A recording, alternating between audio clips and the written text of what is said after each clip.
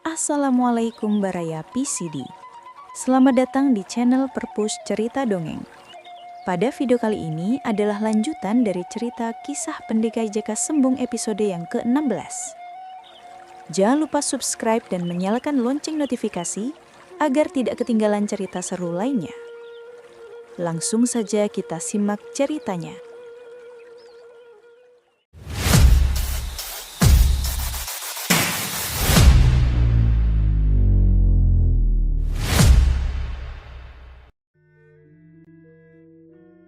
Dia tidak mau memikirkan lebih lanjut apakah anggapannya itu benar atau salah. Ia cuma merasakan hidupnya sekarang jauh lebih menyakitkan daripada sewaktu dirinya masih kecil. Di Kranti, tiba-tiba terdengar seorang laki-laki menyebut namanya. Ia segera berpaling menatap ke arah asal suara itu.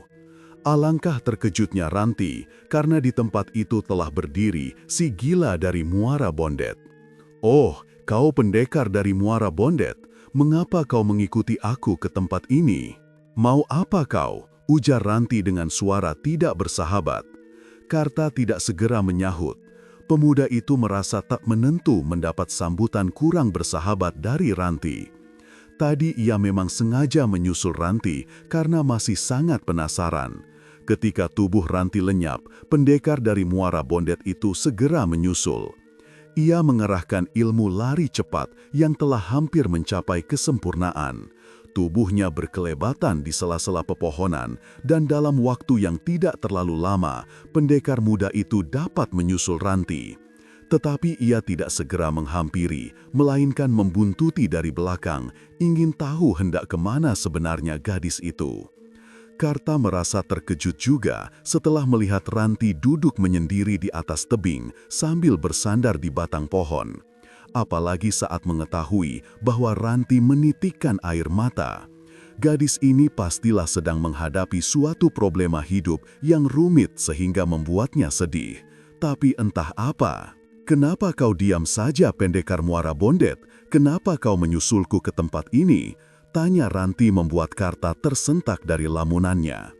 "Maafkan saya, Nona. Saya sebenarnya tak bermaksud mengganggu ketenanganmu, tapi ada suatu hal yang membuatku tak bisa menahan diri untuk menemuimu. Maksudku, kalau kau memang tidak ingin menggangguku, tinggalkan tempat ini sekarang juga." "Aku memang berhutang budi padamu, tapi jangan memperalat budi baikmu itu untuk memperdayaiku. Harap kau meninggalkan aku sendirian di sini." "Di Kranti, saya mengerti perasaanmu. Baiklah, aku akan meninggalkanmu sendiri di sini. Tapi sebelumnya, harap kau tidak keberatan untuk mendengar penjelasan dariku. Ini sangat penting untuk kuutarakan, karena terasa sangat mengganjal di hati. Aku tak perlu mendengar apa-apa darimu, pendekar Muara Bondet. Pergilah sekarang juga. Kau pun tentunya tahu tidak baik bagi lelaki dan wanita berduaan di tempat sepi seperti ini." "Memang tidak baik jika terkandung niat buruk. Aku hanya ingin mengutarakan isi hatiku di Kranti. Kau jangan salah paham. Aku sungguh tidak bermaksud jelek padamu. Percayalah, Dik, sedikitnya kita bisa mengobrol sebentar." "Tidak!" Ranti berteriak sambil meloncat berdiri. Wajahnya tampak merah padam, matanya mendelik bagaikan hendak menelan lelaki di hadapannya itu. "Kau harus pergi dari sini. Ayo cepat pergi. Kalau tidak, jangan salahkan aku jika terpaksa mencabut senjataku." "Tenanglah di Kranti, jangan terlalu cepat marah. Aku tak butuh nasihatmu. Rupanya kau ingin berbuat kurang ajar padaku, ya? Jangan harap niat busukmu itu bisa terlaksana. Langkahi dulu mayatku, baru boleh kau sentuh diriku." Karta menghela nafas dalam-dalam, sekedar untuk menahan rasa sesak di dalam dadanya. Niat busuk, pikirnya sedih. Rupanya, Ranti beranggapan jelek padanya, mengira dirinya hendak berbuat bejat. Entah apa alasan Ranti hingga beranggapan seperti itu. Apakah wajahnya memang wajah penipu atau wajah pemerkosa? Karta sangat sedih karena gadis yang suaranya mirip dengan mendiang kekasihnya sama sekali tidak mau mempercayainya. Malahan menuduhnya yang bukan-bukan. Tetapi jauh di lubuk hatinya yang paling dalam, ia cukup mengerti perasaan Ranti. Mungkin gadis itu bersikap demikian hanya karena sedang mengalami persoalan yang sangat rumit. Kebanyakan orang memang begitu, jika sedang kalut, mudah marah dan tersinggung. Pendekar muda itu menghibur diri. "Kenapa kau diam saja, hah? Kenapa belum juga angkat kaki dari sini?" bentak Ranti. "Oh, Dik Ranti, kau terlalu berprasangka buruk padaku. Aku sebenarnya hanya ingin mengatakan bahwa sewaktu kita pertama kali bertemu, perasaanku jadi tak menentu karena suaramu sangat mirip dengan orang yang kucintai. Aku tak bisa melupakannya. Sayang, ia telah tiada. Kau kira aku wanita yang lemah, hah? Jangan harap rayuan gombal seperti itu bisa menggodaku. Baiklah, agaknya kau harus diberi pelajaran. Nih, terimalah ini." Setelah berkata begitu, Ranti segera meloncat menerjang Karta. Tubuhnya melayang bagai Raja Wali menyambar ke arah lawan. Pedang diayun cepat sekali mengincar leher Karta. Agaknya darah jelita itu tidak mau peduli lagi tentang keselamatan Karta, karena kalau saja sabetan pedangnya itu mengenai sasaran, tak ayal lagi leher itu pasti akan terpisah dari badan. Untunglah si gila dari Muara Bondet memiliki ilmu tinggi. Dengan gerakan yang tidak kalah cepatnya, lelaki itu menggeser kakinya ke belakang sehingga sabetan senjata lawan tidak mengenai sasaran. Setelah itu, Karta meloncat jauh ke belakang untuk menghindari serangan Ranti berikutnya. "Sabarlah Nona, jangan menyerang aku seperti itu. Kalau kau memang tidak senang padaku, biarlah aku pergi." "Diam kau bangsat!" Ranti membentak lalu kembali menyerang Karta dengan ganas. Gadis itu segera mengeluarkan ilmu simpanan yang pernah diajarkan Gembong Wungu padanya, karena ia tahu Karta bukanlah orang sembarangan. Pedang gadis itu menyambar-nyambar cepat sekali dan penuh tipu daya yang sangat berbahaya. Tipu seperti itu memang sudah merupakan ciri khas ilmu Gembong Wungu. Sama seperti halnya tokoh sesat lainnya, almarhum Raja Rampok itu juga selalu berusaha menjatuhkan lawan secepat mungkin dengan cara-cara keji dan penuh tipuan. Ilmu itu kemudian diwariskan kepada Ranti, sehingga tanpa disadari, ilmunya selalu penuh tipu daya yang sangat berbahaya. Jika lawan lengah sedikit saja, pasti akan bernasib fatal. Jika tidak cacat, mungkin akan segera kehilangan nyawa. Di kalangan tokoh-tokoh dunia hitam, jarang ada istilah melumpuhkan lawan tanpa melukainya. Lain halnya dengan para pendekar yang sikapnya kesatria, sering merobohkan lawan tanpa menurunkan tangan kejam. Misalnya dengan cara memukul lawan hingga pingsan dan jika siuman tidak akan menderita luka parah. Ranti sebenarnya kurang menyadarinya, sebab ia hanya merasa bahwa dalam setiap pertarungan ia harus menyerang jika punya kesempatan dan mengelak jika diserang. Lawan pun tentu menginginkan kemenangan. Karena itu, dalam setiap pertarungan hanya ada dua kemungkinan, menang atau kalah. Demikian nasihat Gembong Wungu dahulu. Ganasnya serangan Ranti membuat Karta terkejut, sebab siapa nyana, seorang gadis cantik jelita seperti Ranti mempunyai sikap ganas dan buas. Pendekar dari Muara Bondet itu pun segera berloncatan ke sana kemari menghindari serangan Ranti. Tubuhnya berkelebatan di sela-sela kilatan-kilatan senjata lawan. "Kau keras kepala Dik Ranti. dan seranganmu sangat ganas. Tenanglah, aku tak bermaksud jelek padamu," teriak Karta sambil meloncat tinggi mengelakkan serangan Ranti. Namun, kata-katanya itu bukannya membuat Ranti menjadi tenang, malahan semakin beringas. Ia merasa lelaki itu memandang rendah padanya, bahkan menghinanya. Apalagi sejak tadi Karta sama sekali belum mau melakukan serangan balasan selain menghindar saja. Maka makin panas jugalah hati Ranti. Sikap darah jelita itu makin berangasan. Tetapi kewaspadaannya pun menjadi berkurang. Karena sangat marah, ia seolah-olah melupakan pertahanan dirinya sendiri, sebab yang ia pikirkan sekarang adalah bagaimana supaya dapat segera merobohkan Karta. Seandainya pendekar Muara Bondet itu mau, mungkin sejak tadi Ranti sudah roboh oleh serangannya. Tetapi ia tidak mau melakukannya, sebab untuk apa ia melayani kekerasan Ranti? Bukankah di antara mereka tidak ada persoalan apa-apa? Ranti hanya salah paham saja, atau mungkin hanya karena terdorong kemelut yang melanda hatinya. Ranti terus menyerang Karta dengan serangan yang mulai tampak agak tidak karuan. Ia kembali menerjang Karta yang saat itu sedang berdiri di pinggir tebing curam. Pedangnya diayunkan dari arah kanan ke sebelah kiri, mengarah ke arah pinggang pemuda itu. Dalam keadaan terdesak seperti itu, Karta tidak bisa berbuat banyak. Ia tidak mungkin mundur lagi untuk mengelak, karena kalau itu ia lakukan, pasti akan terjatuh ke arus sungai.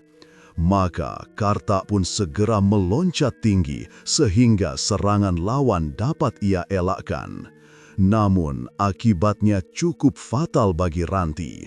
Karena terjangannya sangat kuat tadi, ia tidak dapat lagi menguasai atau menahan laju tubuhnya.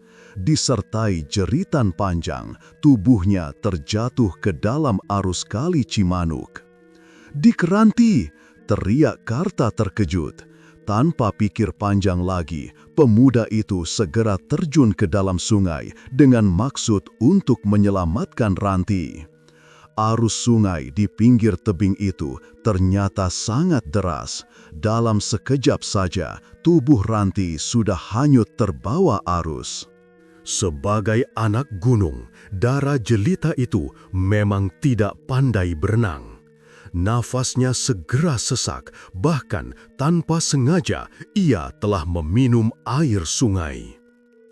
Si gila dari Muara Bondet mengerahkan segenap kemampuannya untuk mencari tubuh Ranti.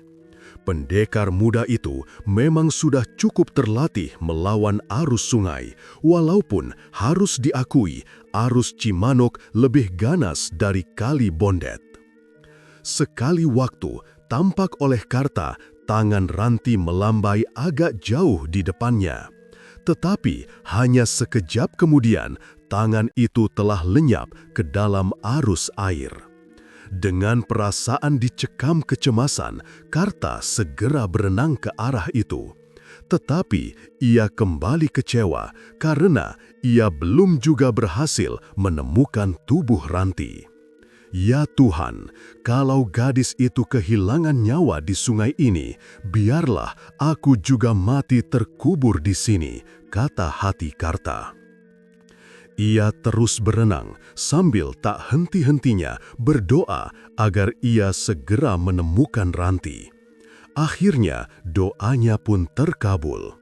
Ia dapat menangkap tangan Ranti, tetapi keduanya sudah terlanjur terperangkap masuk pusaran air dahsyat di sekitar muara kali itu.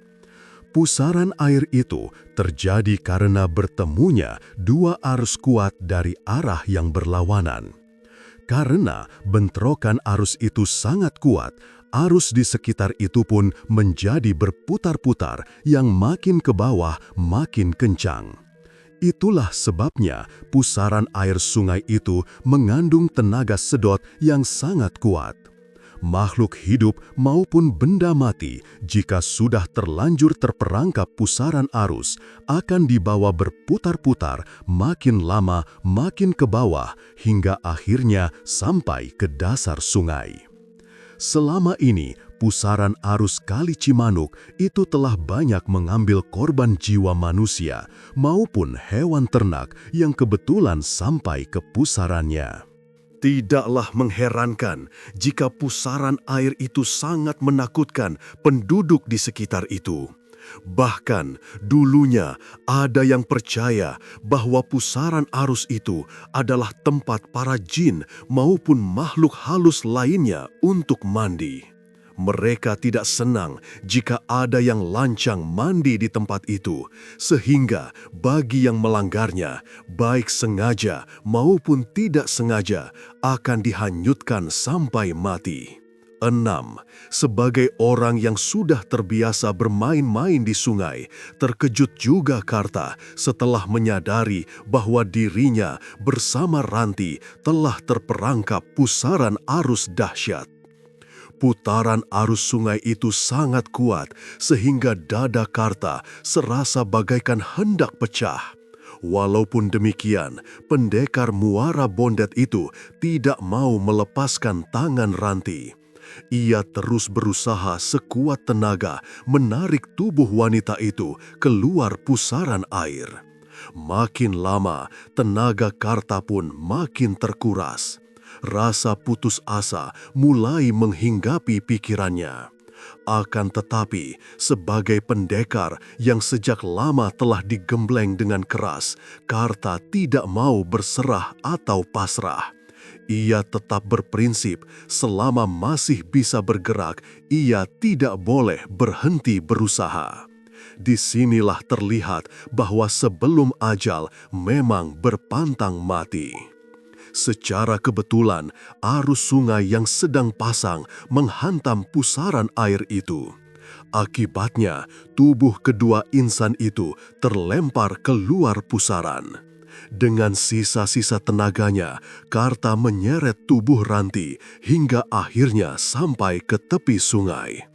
"Terima kasih Tuhan, Engkau telah menyelamatkan kami," kata pemuda itu dengan napas tersengal-sengal. Lalu ia membopong tubuh Ranti yang agaknya sudah cukup lama tak sadarkan diri ke atas tebing. Perlahan-lahan Karta merebahkan tubuh Ranti di bawah pohon rindang. Diperiksanya urat nadi gadis itu masih berdenyut tapi agak pelan. Berarti gadis itu hanya pingsan saja karena kelelahan. Tak ada luka yang mengkhawatirkan. Karta menghela napas lega dan membiarkan Ranti tidur dengan pulasnya. Perasaan Karta masih tak menentu mengingat peristiwa yang nyaris merenggut nyawanya dan nyawa Ranti. Seandainya ia tidak berhasil menyelamatkan Ranti, alangkah berdosanya dirinya. Sebab bagaimanapun juga, Ranti terjatuh ke Kali Cimanuk adalah gara-gara sikapnya juga. Ranti sudah berulang kali menyuruhnya pergi, tetapi ia masih mencoba membujuk-bujuk hingga akhirnya gadis itu kehilangan kesabaran.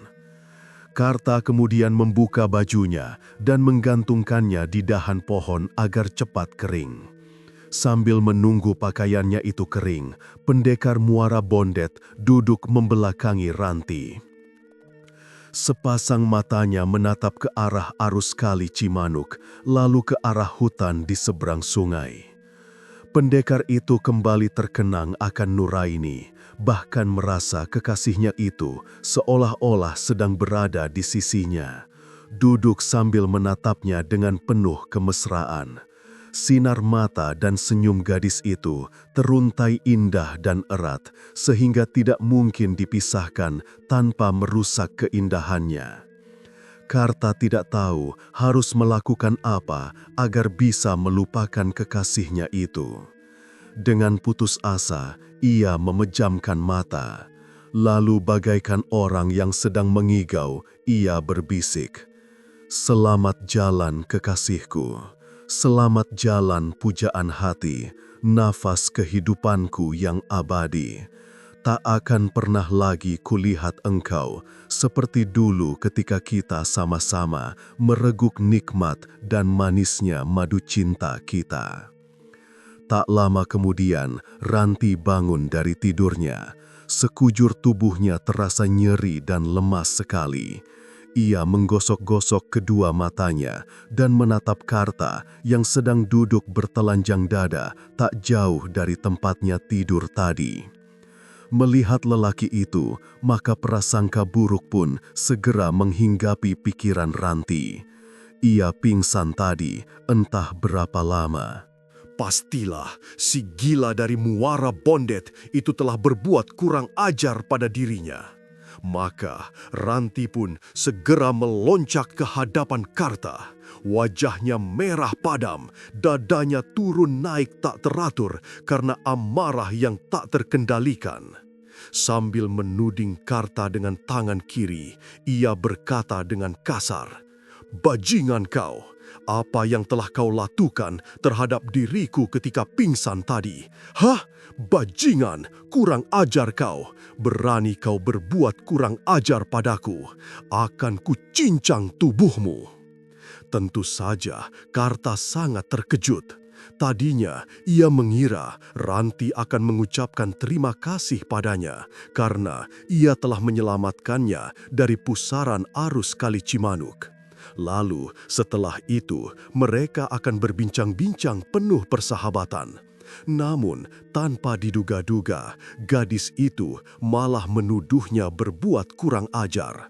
Karta jadi kesal sekaligus tak tahu harus mengucapkan apa. "Jangan diam kau, bajingan, pengecut. Kau telah menodai aku ketika sedang pingsan tadi.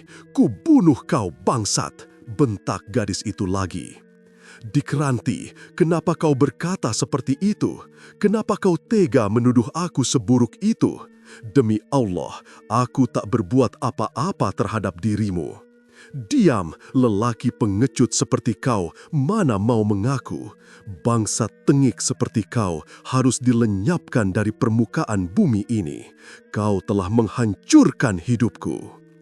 Karta tidak bisa berkata apa-apa lagi. Mimpi pun ia tak menyangka akan dituduh seperti itu. Pendekar itu pun melangkah lebih dekat ke hadapan Ranti. Kepasrahan dan keputusasaan tercermin di wajahnya yang pucat. "Dik Ranti, aku sungguh tak menyangka gadis seperti kau akan sampai hati menuduh aku sekotor itu. Tapi agaknya kau tidak akan mau percaya padaku." "Baiklah kalau begitu. Aku tidak perlu berkata apa-apa lagi. Kalau kau memang menuduh aku seperti itu, cabutlah senjatamu, bunuhlah aku. Aku sudah rela. Biarlah Tuhan yang tahu keadaan yang sebenarnya." Ranti meludah dengan sebal. Dasar pengecut, beraninya hanya sama perempuan," makinya kesal. "Tak apalah Dik Ranti, jika kau tidak senang padaku. Tetapi tak, seharusnya kau menuduh aku serendah itu. Ayo, cabutlah senjatamu, lakukanlah apa yang kau inginkan." Kau pikir aku pengecut seperti dirimu? Kalau kau memang bukan pengecut, kenapa tidak kau biarkan saja aku mampus di kali itu? Kau pikir aku senang karena bantuanku? Aku sangat benci padamu tahu? Terserahlah Dik Ranti, saya pun tak merasa telah menolongmu. Tapi aku yakin orang bijaksana selalu tahu menghormati kebaikan orang lain padanya. Tahu menilai mana yang baik dan mana yang tidak baik, atau sedikitnya di atas sana masih ada Tuhan yang maha adil dan penuh kasih sayang. Dasar laki-laki tak tahu diri, awas ya, Kalau kau masih berani mengikutiku, akan kubunuh kau. Aku tidak akan memberikan ampun lagi." Habis berkata begitu, Ranti segera melonjat dari hadapan Karta. Tubuhnya melayang ringan bagaikan kapas, dan dalam sekejap telah lenyap di balik pepohonan dan semak-semak. Ranti terus berlari sambil mengerahkan segenap kekuatannya agar dapat segera menjauh dari tebing kali Cimanuk. Ia tidak bisa melukiskan bagaimana perasaannya sekarang, entah gembira atau sedih. Sebab sebagai gadis yang telah menginjak dewasa, ia sudah bisa memastikan bahwa kehormatannya masih utuh. Oh, alangkah tolol dan kurang ajarnya diriku. Nyawaku telah ia selamatkan.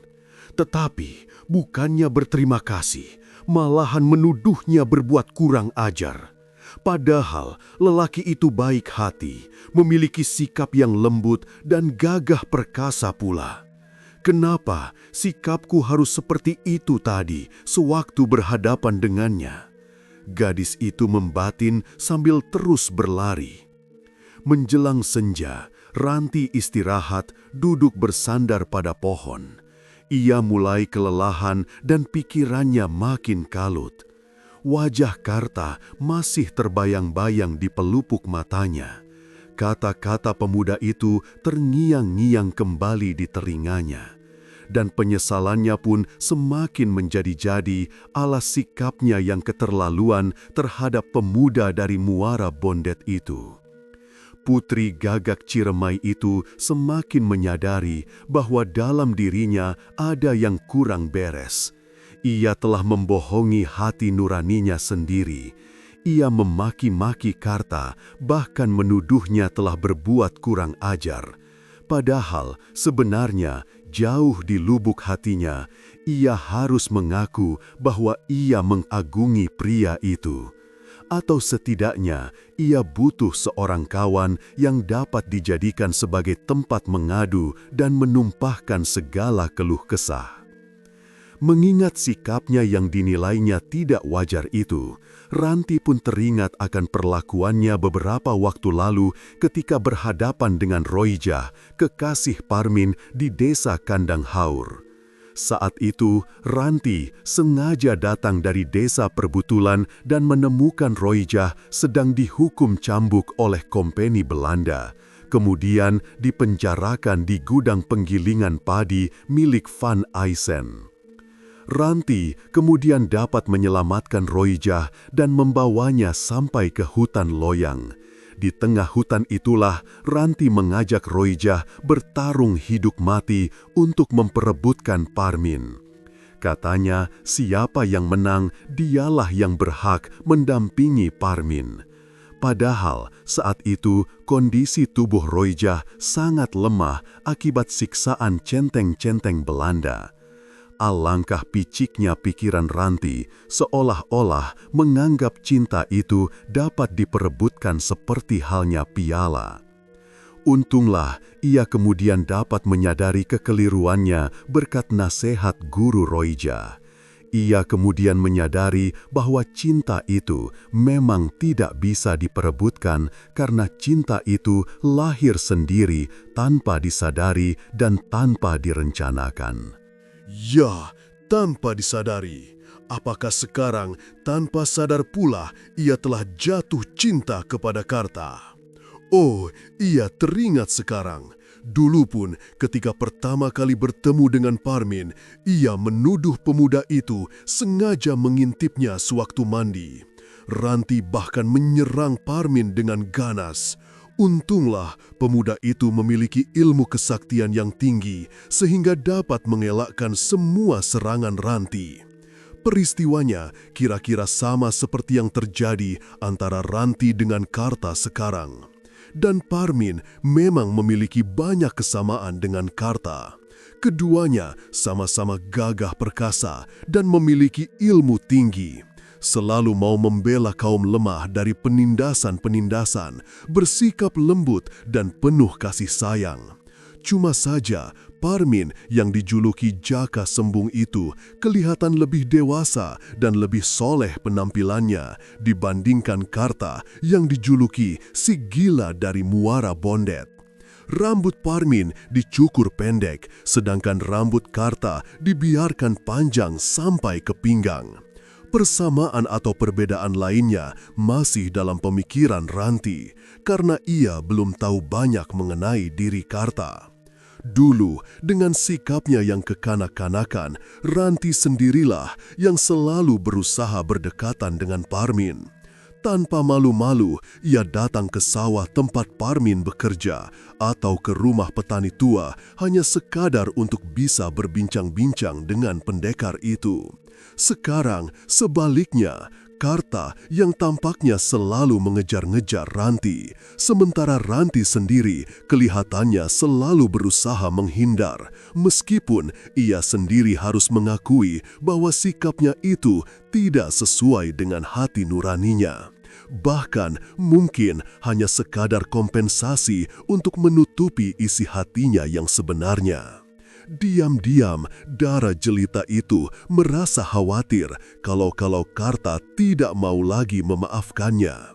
Alangkah malangnya nasibnya jika ia akan kehilangan seorang pria yang demikian baik. Tanpa terasa, air matanya menetes membasahi wajahnya yang pucat. "Aku harus kembali dan minta maaf padanya," kata hati Ranti. Tetapi saat itu juga hatinya berteriak lain.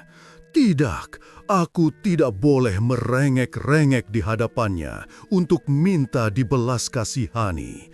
Biarlah aku melupakannya.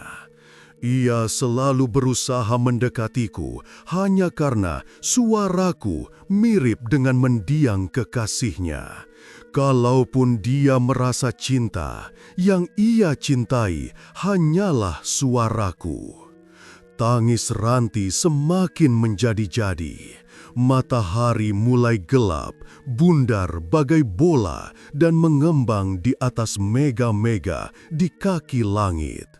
Udara menjelang kelam, cahaya senja merah tembaga antara terang dan gelap terasa lebih cepat kusam dan padam. Nun jauh di sana, udara senja mulai hitam, menodai jaringan-jaringan halus pepohonan di tengah hutan. Seperti sedang mengisyaratkan sebuah prahara yang telah datang mengacaukan segalanya. Ranti tidak tahu harus melakukan apa agar pikirannya dapat tenang.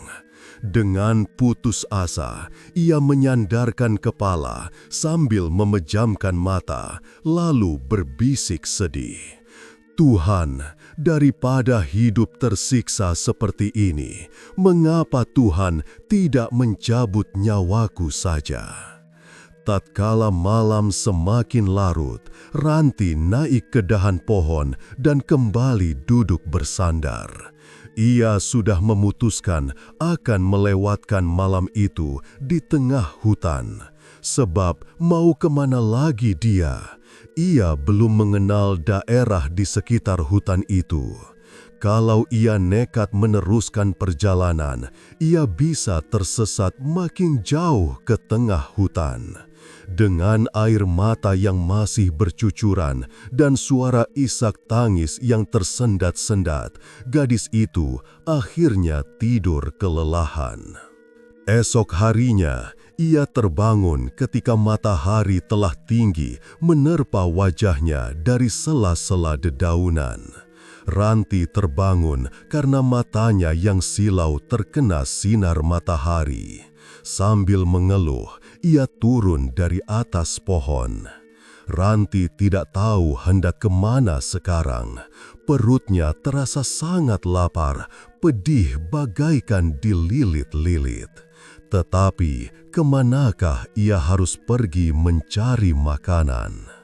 Gadis itu akhirnya memutuskan untuk pergi ke muara Kali Cimanuk dan mengharap di tempat itu nanti ia bisa menemukan perkampungan kaum nelayan.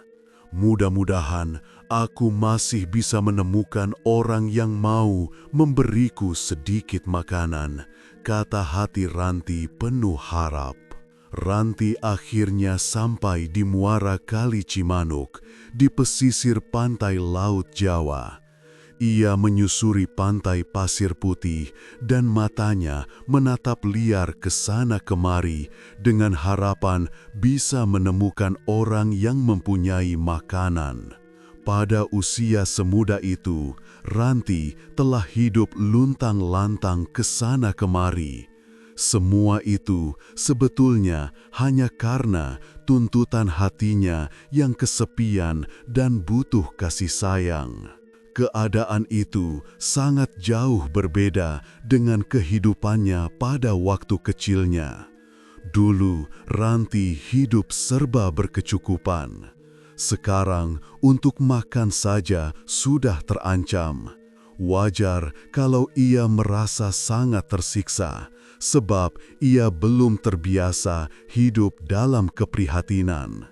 Keadaan itu telah membuka mata hatinya, bahwa dalam hidup ini banyak tantangan dan rintangan, bahwa dalam kehidupan ini manusia saling membutuhkan, saling tergantung satu sama lainnya tanpa terkecuali.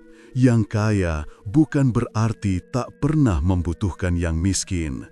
Begitu juga sebaliknya, yang miskin pun membutuhkan orang kaya. Ranti tak dapat membayangkan apa yang bakal terjadi pada dirinya jika dalam pengembaraannya itu tidak menemukan orang lain. Mungkin ia akan mati kelaparan. 7. Tak jauh dari tempat Ranti sekarang berjalan menyusuri pasir pantai, tampaklah asap mengepul di dekat pohon nyiru. Seorang lelaki muda duduk di batang pohon kelapa yang telah tumbang. Ia sedang memasak ikan di dalam sebuah kuali. Lelaki itu masih cukup muda, berusia sekitar 25 tahun. Tubuhnya tegap kekar dengan kulit hitam legam. Kumisnya panjang dan melingkar. Alis matanya tebal, sedangkan matanya kelihatan selalu melotot. Ia mengenakan ikat kepala sehingga rambutnya yang cukup panjang tidak awut-awutan. Jika diperhatikan cara lelaki itu memasak, orang pasti akan terkejut. Betapa tidak, ia sama sekali tidak menggunakan sendok untuk mengaduk rebus ikan yang sedang mendidih itu, melainkan dengan tangan kanannya sendiri. Anehnya, lelaki itu kelihatan tenang-tenang saja, tak merasa kepanasan sedikit pun juga. Perlahan-lahan, lelaki itu mengangkat tangan kanannya dari dalam kuali. Maka tampaklah tangannya yang hitam legam dan bentuknya aneh itu mengeluarkan uap. Tangan itu mirip garpu besar dan terlihat seperti terbuat dari baja. Apakah lelaki itu sedang mengenakan sarung tangan yang terbuat dari baja? Sama sekali tidak. Tangan kanannya itu berubah jadi seperti itu adalah berkat latihan yang tak kenal lelah dan putus asa. Itulah dia, si Cakar Raja Wali. Seperti diceritakan di bagian awal, lelaki itu berlatih tekun siang dan malam untuk memperdalam ilmu silatnya di pantai Teluk Cirebon. Tangan kanannya yang cacat itu dilatih mulai dengan cara membenamkannya di pasir pantai yang panas, kemudian di dalam air mendidih, hingga akhirnya di dalam kobaran api. Dan jika malam telah tiba, lelaki itu berlatih jurus-jurus silat sehingga tingkat kepandaiannya makin lama makin tinggi. Si Cakar Raja Wali yang nama aslinya adalah Barna telah bertekad untuk membalaskan dendam kesumat atas kematian gurunya di tangan Jaka Sembung. Ia telah bersumpah tidak akan mau berhenti sebelum berhasil membunuh lelaki pengembara yang mengalahkan gurunya itu. Itulah sebabnya ia berlatih dan terus berlatih tanpa kenal lelah dan putus asa. Barna menjilat-jilat kuah rebus ikan yang membasahi tangan kanannya. Ia tampak lega, mungkin karena merasa bumbu masakannya telah sesuai dengan yang ia inginkan. Lalu ia bangkit dan menoleh ke sana kemari mencari ayahnya. "Ayah, di mana kau? Kemarilah, sarapan sudah siap," teriak pendekar itu dengan suara menggelegar sehingga suaranya bergema ke sepanjang pantai. Karena tidak ada sautan, Barna berlari agak jauh ke sebelah selatan pantai itu. Benar saja, ayahnya sedang terkekeh-kekeh. "Ayah, kembalilah, mari kita makan," teriak Barna. Ayahnya tak menyahut. Lelaki tua itu terus merangkak sambil berkata-kata seorang diri. "Hehehe, mau lari kemana kau setan cilik? Jangan kira kau bisa lolos dari tanganku," katanya sambil terus merangkak bagaikan anak kecil yang belum bisa berjalan. Lelaki tua kurus kerempeng itu tertawa keras-keras ketika berhasil menangkap seekor udang. Ia sangat girang, lalu merangkak lagi, menangkap udang yang banyak berkeliaran di sekitar pantai itu.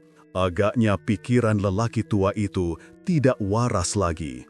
Tingkah lakunya sama sekali tidak menunjukkan sikap seorang lelaki yang telah berumur lanjut. Ia bertelanjang dada, sehingga tulang-tulang rusuknya terlihat menonjol, seolah-olah hanya dibungkus kulit saja.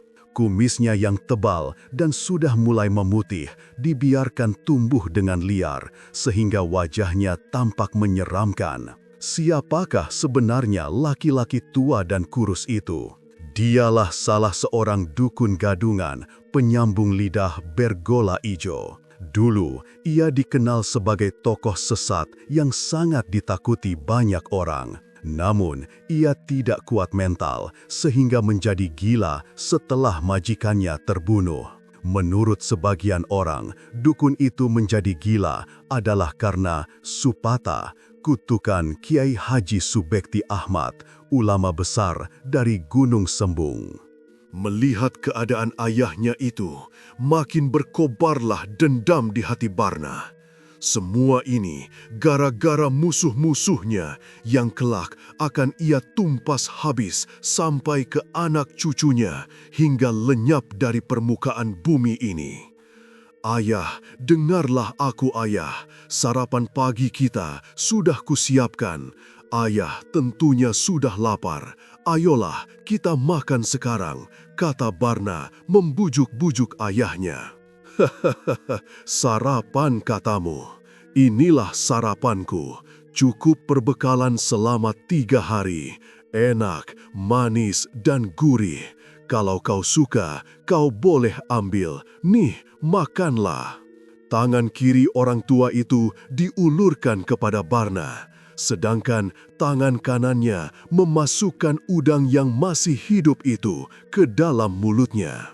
Sambil tak henti-hentinya tertawa terkekeh-kekeh, lelaki tua itu mengunyah-ngunyah dengan sangat lahapnya. Cakar Raja Wali tidak bisa berbuat apa-apa. Kalaupun dia berusaha mencegah, tidak akan ada gunanya, karena ayahnya pasti akan tetap makan udang itu.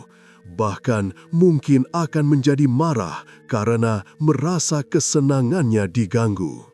Memang demikianlah adat orang tua itu setelah pikirannya tak waras lagi. Masih mending kali ini ia cuma makan udang hidup. Pada waktu lalu, ia malah pernah hendak memakan kalajengking yang ia tangkap di pinggir hutan. Untunglah anaknya segera melihat dan mencegahnya. Kadang-kadang orang tua itu tertawa-tawa tak henti-hentinya, tetapi tak lama kemudian tiba-tiba menangis terseduh-seduh menyesali masa lalunya. Jika malam tiba, lelaki tua itu suka duduk menyendiri lama sekali. Entah apa saja yang ia pikirkan, tak ada yang tahu. Tetapi kalau anaknya menyuruhnya tidur, ia tidak mau, bahkan sering menjadi beringas. Ayah, marilah kita makan. Saya sudah sangat lapar, Ayah. Apakah Ayah tidak merasa kasihan padaku? Tanya Barna lagi. Ia menarik tangan ayahnya dengan harapan ayahnya mau diajak meninggalkan pantai itu. Kau berani kurang ajar padaku, ya? Bentak orang tua itu dengan sikap yang tiba-tiba berubah jadi beringas. Oh, ayah jangan marah. Saya tak bermaksud kurang ajar. Aku hanya ingin mengajak ayah sarapan pagi. Aku sudah sarapan. Nih, sarapannya enak sekali. Cobalah, kau pasti senang, kata lelaki tua itu sambil menyodorkan beberapa ekor udang kepada anaknya. Si Cakar Raja Wali tidak berkata apa-apa lagi. Dengan langkah lesu, ia meninggalkan tempat itu, kembali ke tempatnya tadi merebus ikan. Akan tetapi, setibanya di tempat itu, alangkah terkejutnya ia melihat ikan rebusnya sudah habis dimakan orang. Tinggal tulang-tulangnya saja berserakan di sekitar tempat itu. Bangsat, siapa yang menghabiskan ikanku? Bajingan, akan ku robek-robek mulutnya jika aku tahu siapa yang berani mencuri ikanku, kata Barna geram. Pendekar itu melirik ke sekelilingnya, mencari orang yang berani mempermainkannya. Tiba-tiba, matanya mendelik ketika melihat seorang gadis dengan tenang mencuci tangannya di pinggir pantai. Bangsat, pasti dialah yang telah menghabiskan ikan rebusku, pikirnya. Hei, siapa kau bangsat? Bentak si Cakar Raja Wali sambil menatap ke arah wanita yang duduk membelakanginya, yang tak lain tak bukan adalah Ranti. Tadi, ketika sedang melangkah sendirian di pasir pantai itu, Ranti mencium bau lezat ikan dimasak. Tak lama kemudian, ia melihat kepulan asap tak jauh dari tempat itu. Ranti mempercepat larinya ke arah kepulan asap itu. Ia menjadi kegirangan melihat ikan rebus di dalam kuali. Ranti sebenarnya ingin meminta secara baik-baik kepada orang yang punya, tetapi karena di tempat itu tidak ada siapa-siapa dan karena sudah sangat lapar, maka ia segera memakan ikan rebus itu sampai habis. Nanti aku akan minta maaf pada orang yang punya ikan ini, pikir Ranti. Ia nantinya rela bekerja untuk orang yang punya ikan sebagai ganti makanannya itu. Setelah selesai mencuci tangannya, Ranti membalikkan badan lalu menatap ke arah Barna. Bajingan, kau telah menghabiskan ikan rebusku, bentak si Cakar Raja Wali. Maafkan aku, Tuan. Aku sangat kelaparan tadi, ujar Ranti hati-hati. Melihat gadis di hadapannya sangat cantik, Barna menjadi berubah sikap. Tadinya, ia sudah memutuskan akan menghajar siapapun yang telah mencuri ikannya, tanpa peduli apapun alasannya. Sekarang, melihat Ranti sangat cantik dan masih sangat muda pula, timbullah niat busuk di hati si Cakar Raja Wali. Ia ingin memperalat kesalahan gadis itu untuk menuruti kemauannya. Tak kusangka maling ikanku seorang gadis yang sangat cantik. Rupanya kau tersesat ke tempat ini, Nona Manis. Ya Tuan, saya sangat berterima kasih atas kebaikan Tuan. Aku tak tahu harus bagaimana membalas budi baik Tuan. Ah, tidak apa. Orang yang lapar memang perlu makan. Orang yang haus perlu minum. Tapi sebagai seorang pengembara dan sebagai pendekar yang kesatria, kau pun tentunya tahu membalas budi baik orang, Nona. Ya, saya sangat berterima kasih pada Tuan. Apakah yang harus kulakukan untuk membalas kebaikanmu ini? Mudah saja, Nona. Seperti yang saya katakan tadi, orang lapar perlu makan dan orang haus perlu minum. Demikian juga, orang kesepian perlu ditemani dan dihibur. Apa maksudmu? Tanya Ranti sambil mengernyitkan alis matanya. Maksudku, kau harus menemani aku tidur nanti malam. Tidak susah, bukan? Aku sudah sangat lama tidak bertemu dengan gadis, apalagi yang sangat cantik seperti dirimu. Mendengar ucapan lelaki itu, menjadi merah padamlah wajah Ranti. Perasaan kewanitaannya sangat tersinggung. Ia memang berhutang budi terhadap lelaki di hadapannya itu, karena telah menghabiskan ikan rebusnya. Tetapi, apakah ikan rebus seperti itu harus dibayar dengan kehormatannya sebagai seorang gadis? Sampai mati pun dan demi apapun, Ranti tidak akan sudi. Ia memilih lebih baik mati daripada harus disuruh membayar ikan dengan kehormatannya. Maka Ranti pun segera meloncat ke hadapan si Cakar Raja Wali. Sikapnya sekarang tampak sangat beringas. Matanya mencorong tajam dan merah bagaikan memancarkan api. Kau keterlaluan, aku memang bersalah karena telah menghabiskan ikan rebusmu. Tetapi jangan kira aku mau membayarnya dengan kehormatanku. Akan kucabut nyawamu kalau berani berkata seperti itu lagi. Hahaha, nona cantik yang sangat galak. Kau tambah cantik saja kalau sedang marah. Mengapa kau menolak maksud baikku?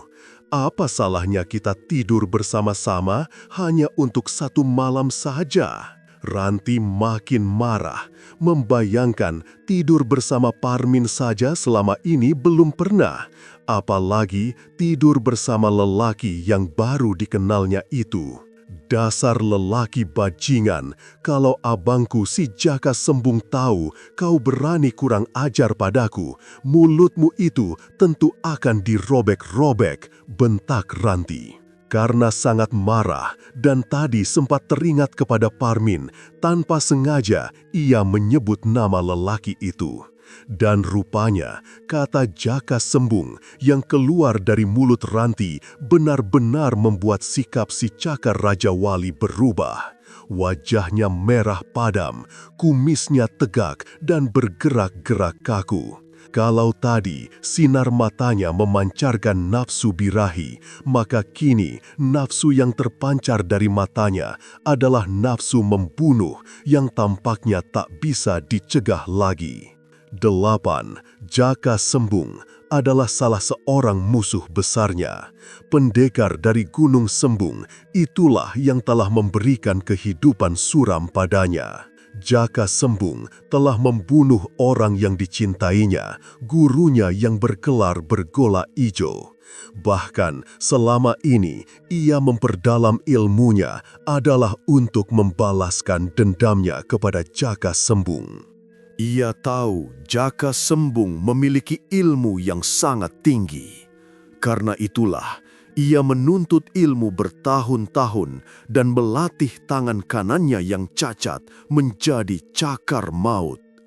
Barna telah bersumpah akan membalaskan dendam kesumatnya, melenyapkan Jaka Sembung serta saudara-saudaranya.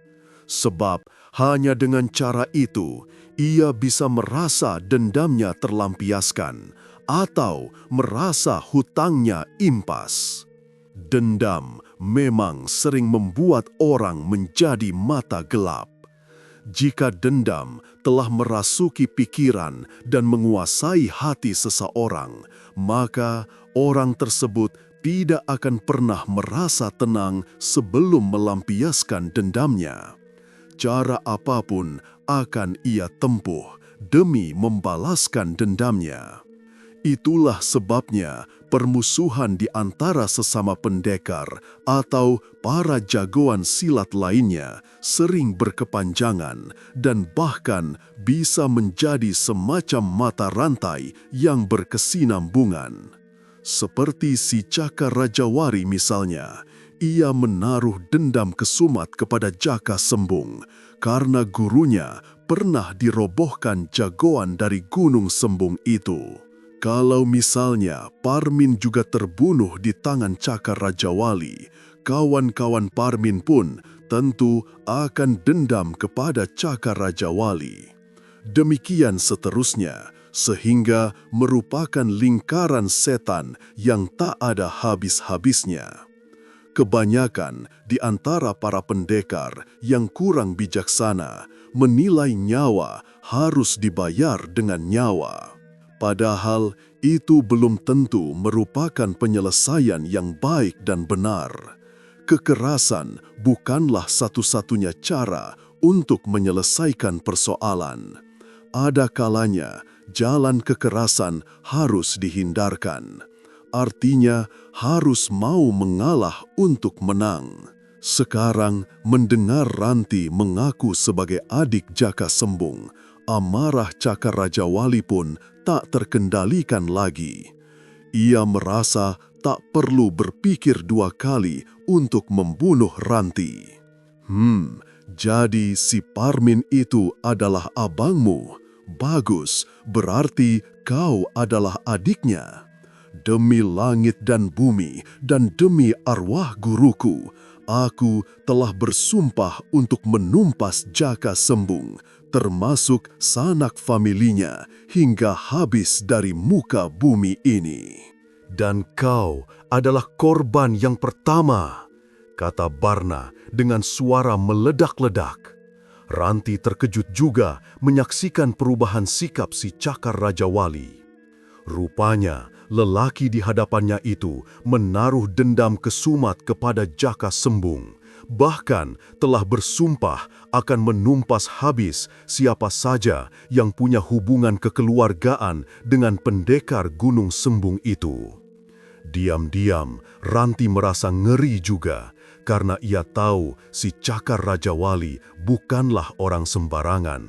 Pastilah memiliki kesaktian yang sangat tinggi. Apalagi saat memperhatikan tangan kanan si Cakar Raja Wali yang hitam legam dan keras bagaikan baja. Tangan itu pastilah sangat berbahaya. Dulu, ayah angkat Ranti, Gembong Wungu, telah sering menceritakan tentang kehebatan-kehebatan para pendekar. Para jagoan tersebut selalu memiliki keistimewaan tersendiri. Misalnya, mempunyai senjata yang tidak lazim dimiliki orang, atau jurus-jurus langka.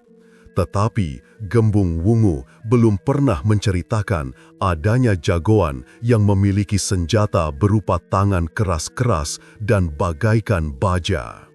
Jika bertarung dengan pendekar aneh itu, Ranti tentu akan merasa kikuk sebab selama hidupnya ia belum pernah berhadapan dengan orang seperti itu. Selain itu, melihat sikap si Cakar Raja Wali, tahulah Ranti bahwa lelaki itu memiliki tabiat yang sangat ganas dan buas.